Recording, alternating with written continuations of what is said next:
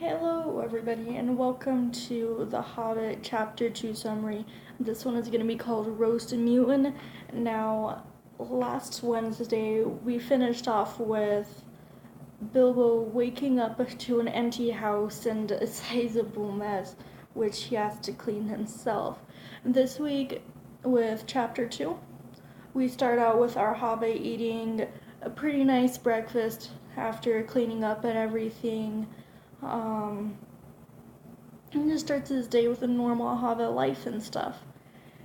Later on, however, Gandalf arrives and will not allow this to go on. He shows Bilbo the note that was left behind by Thorin and the rest of the dwarves. And at that, Bilbo rushes off to go meet the dwarves before they leave without him, and it forgets one of his most prized possessions, a handkerchief. Can't say I blame him either because those come in handy a lot. Alright, now once Bilbo arrives, he and the dwarves start their journey off with plenty of provisions, and they just start out on a good note. Gandalf is going to meet them later on down the road.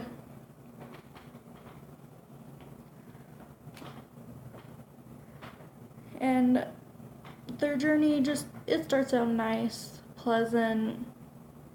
It's just good. Now, in May, however, by the end of May, they reach the Badlands. They're out of the nice Hobbit territory. There's no one really living here. It's all alone.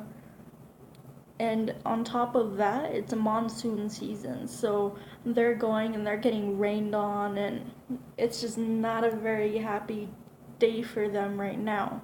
Okay? Now, at this point, Bilbo was wishing he could go home and, wishing he was at home actually in his nice hobbit hole, and he was comfortable and stuff was going good, and he had a nice meal and fire by his side. And I can't say I blame him because I'd want to be going home too at this point. I mean, come on, getting rained on. You've been traveling all day. Probably hard to get sleep at night because of how much it's raining. So, just saying, I'd probably want to go home too. Alright. So,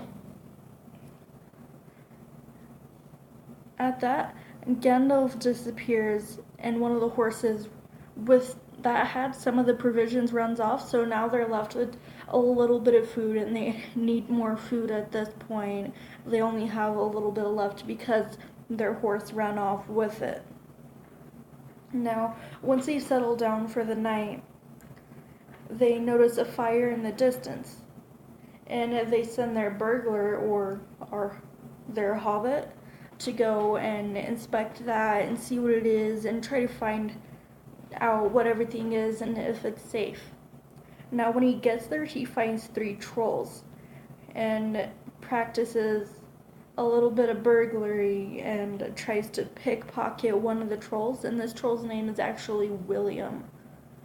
Oh yeah, they have names. It's I have them written down because I couldn't remember them off the top of my head, but it's Bert, Tom, and William. Now he tries to pickpocket William and is found out. And lucky for him, the trolls aren't very smart, and they actually are arguing over what to do with him. They're like, should we eat him now? Should we eat him later? Should we roast him? Should we turn him into a soup? Should we turn him into jelly? They're just like, what should we do with him? And Balin then comes up and is there trying to save Bilbo and all, and he is captured and put in a bag. Now, trolls despise dwarves. They despise them and anything less than dead and being their food. So, I don't know. Alright, the same thing happens to the rest of the dwarves that try to save Bilbo. although Thorin puts up quite a fight and actually ends up injuring some of them. And all this ruckus, Bilbo ends up running off and hides in a bush, much like Miryu would do in Metal Gear Solid to try and become anonymous. Alright, when Gandalf finally returns, he tricks his trolls into staying out past sunrise. Cue the magical rays of the sun. Anyway, so he tricks them into staying out until after sunrise, and the trolls are all turned to stone. Now, Bilbo and Gandalf will free all the dwarves at this point, and after that they go and find the secret troll cave and help themselves to anything and whatever is in there, all the way from provisions to loot.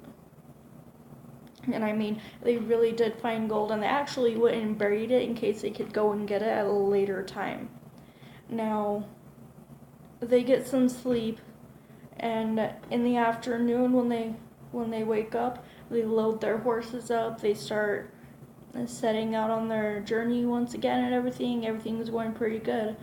And Gandalf informs Thorin that while he was scouting ahead, he hears from some elves of Rivendell about the trolls, and later on, seeing that fire in the distance, makes his way to it, knowing that the dwarves would probably need his help. And they did. And lucky them that he's good at getting there on time and knows what to do with that. Because if not, the story probably would have ended there with our group of heroes probably being eaten by trolls. Not a happy ending, just gonna say. Now this time anyway, fortunately for us, our heroes don't end up being eaten by cannibals.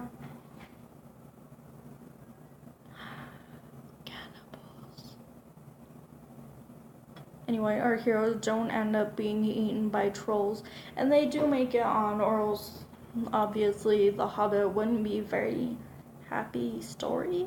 And I mean, it's not already. There's a lot of good characters that end up dying, but I'm not going to tell you who they are. If you watch the movies, you have a pretty good idea, but maybe it's a little different. I don't know yet. Maybe I'll do a video on everything that the movie got wrong compared to The Hobbit. But I don't know. Drop down in the comments if you want me to do that.